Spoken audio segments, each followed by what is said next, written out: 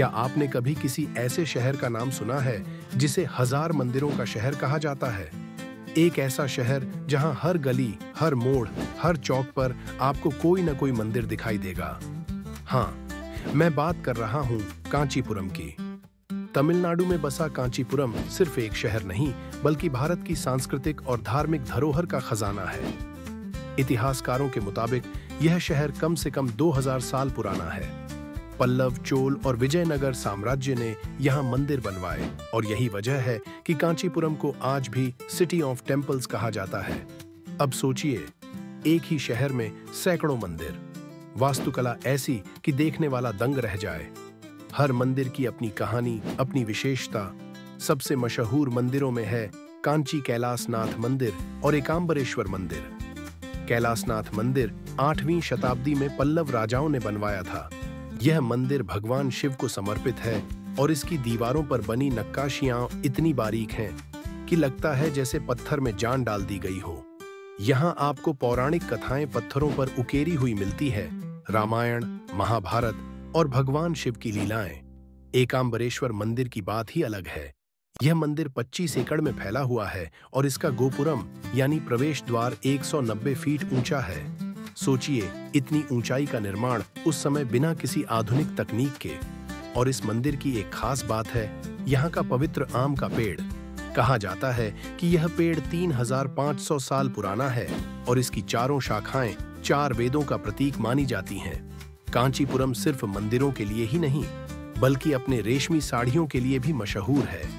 कांचीपुरम की सिल्क साड़ियां भारत ही नहीं, बल्कि पूरी दुनिया में लोकप्रिय है। इन साड़ियों की खासियत है इनकी बुनाई, जिसमें असली सोने और चांदी की जरी का इस्तेमाल होता है। शादी ब्याह में कांचीपुरम सिल्क पहनना दक्षिण भारत में परंपरा है। अब सवाल ये है, आखिर इस शहर को हजार मंदिरों का शहर क्यों कहा गया? इतिहासकार कहते हैं कि कभी यहाँ सचमुच 1000 मंदिर हुआ करते थे।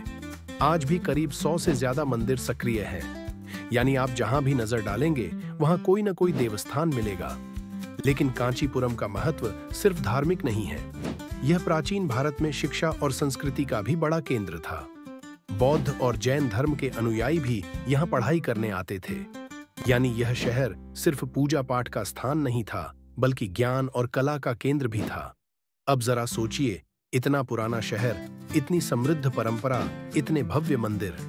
क्या यह संभव है कि बिना किसी दिव्य प्रेरणा के इंसान इतना कुछ रच पाए? या फिर हमारे पूर्वजों के पास सचमुच ऐसा ज्ञान था जिसे हम आज भी समझ नहीं पाए हैं? कांचीपुरम हमें यह सिखाता है कि भारत की पहचान सिर्फ तकनीक और आधुनिकता से नहीं है। हमारी जड़ें, हमारी परंपरा, हमारी कला और हमारी आस्था में गहराई से जुड़ी हुई है। और यही हमारी असली ताकत है। तो अगली बार जब आप कांचीपुरम का नाम सुने तो याद रखिए, यह सिर्फ मंदिरों का शहर नहीं है।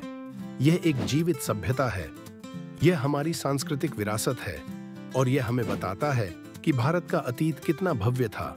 अब आपकी बारी।